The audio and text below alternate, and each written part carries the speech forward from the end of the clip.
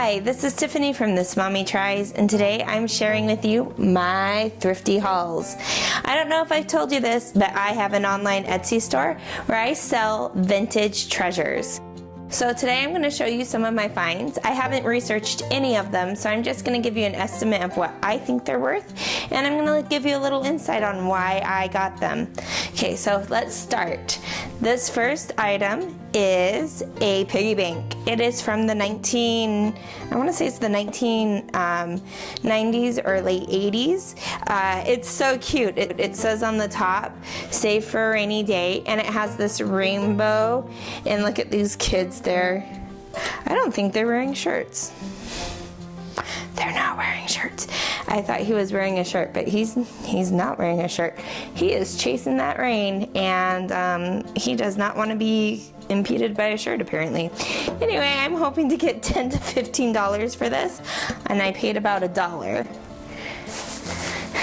This next one is a mug. I do okay on mugs. They're not, they kind of move slow, but I picked this one up because it's a Disney mug. It's unique. Also, the Lion King movie's coming out, so I thought that might bring some good momentum for this item. It's an applause mug, and it's Scar, and it's in really good condition. I didn't see any cracks or scratches on it except for his scar. I paid $2 for this, and I'm hoping to get $20 to $25 for this. Is a baby brag book. So I do really well on vintage baby books that haven't been written in, especially if they're from the 80s, because let's just face it, people my age want baby books that look like their baby books because they were adorable. So I always do really well on those, and I picked up one. I've never picked up a little brag book before, but it's in that same style with the cute pink hearts and the blue hearts, and it says Grandma's brag book on there, and it's in the box. I paid 50 cents for it, and it's in great condition. There's no yellowing that you might see on a photo album, and I'm hoping to get $15 on it. So we'll see. I'm going to tell you this because it's true. Christmas sells year round. My parents are very avid Christmas collectors, so I've always known this. I always thought Christmas decorations stayed up year round because my parents always had some staying up year round. So when I saw these, they were in a bag clustered together. I'm going to break them down into two different sections because they're a little bit different, but they're knee huggers, and they're the knee hugger pixies. They kind of look like those elf on the shelves that everybody goes crazy for, only these ones are vintage and super cute. I have twin one's in green and one's in red. They're from Japan, and I've done really well on these before. They might need a little sprucing up. I probably won't clean them, but on the ad I'll say they might need a little bit sprucing up, and I'm hoping to get about $25 to $30 for the pair on there, and they'll go together. So, and then this is the other one. I paid about 75 cents a pixie. This one, I just think he's so adorable. I don't know what it is about him. He was made in Japan in 1966, and he still has his original tag with the Pixie legend on it. If that's something you're curious about, go ahead and go to my blog, and I'll have what the Pixie legend says. I know you're dying to know. So because he has his bell and he has his tag, I'm hoping to get $30 for him. And I just think he's so cute. He might be harder to sell.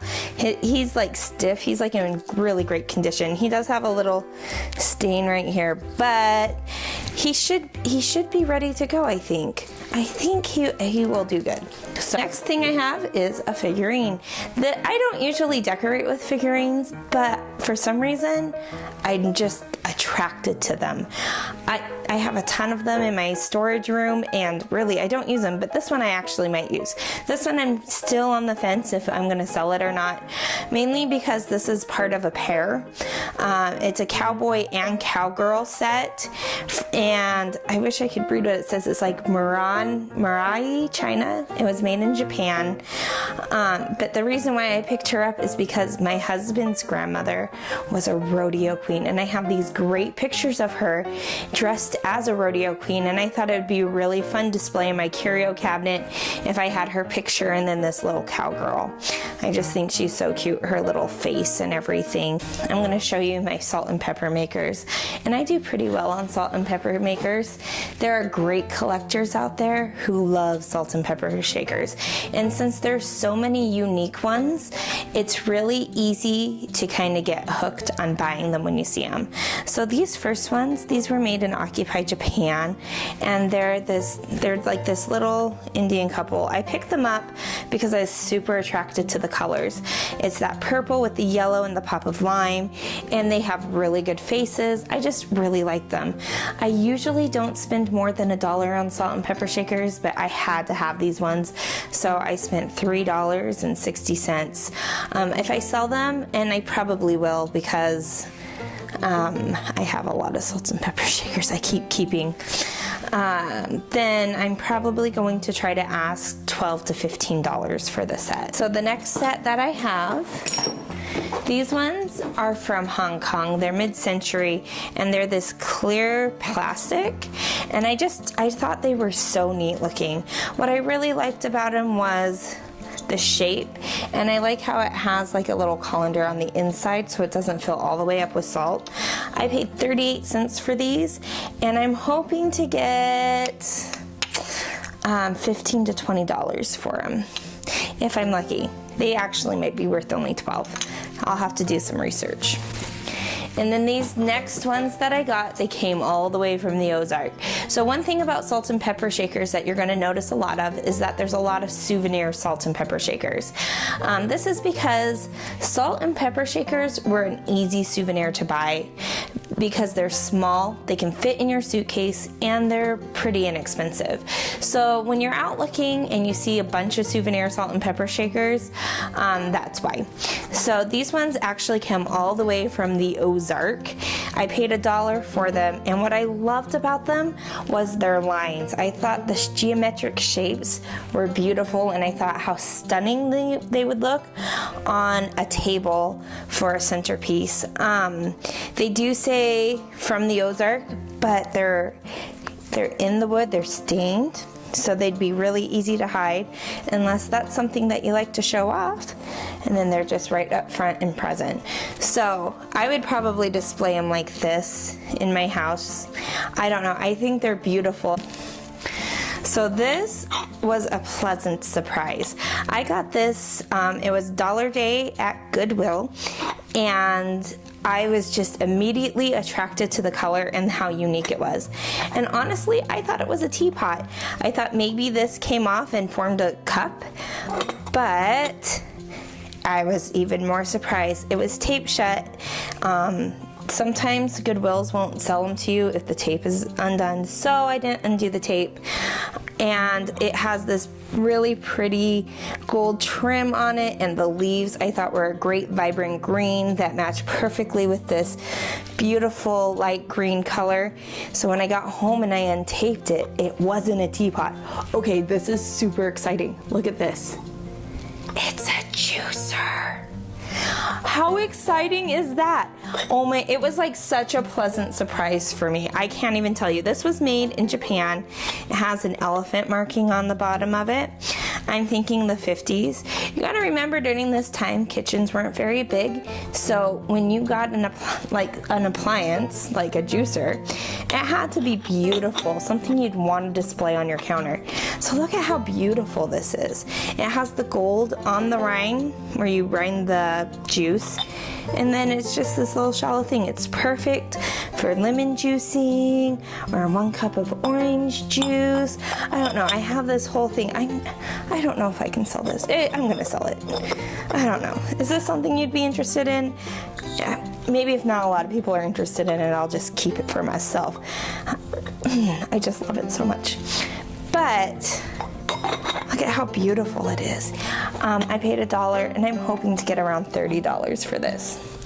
Okay, so I also found some things, and it's really hard for me when I'm at a thrift store if I see something from my childhood. Don't break it! Then I do get to keep it, maybe. No, just joking, I won't do that. Okay, so from my childhood, it's really hard for me to pass up on them. So when I saw this PJ Sparkles doll, I had to have her. I just had to. I had this exact same doll. I remember saving my money up for her. She was the first thing that I think I saved my money up for. I know I wanted her really bad. I paid, I think I got her for half price, so I paid $2 for her. What made her so special was that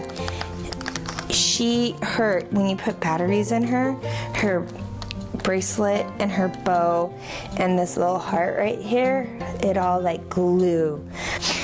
So I had to have her when I was a kid, and I remember having so many fun adventures. Oh, I think her earrings lit up too. This one is incredibly dirty.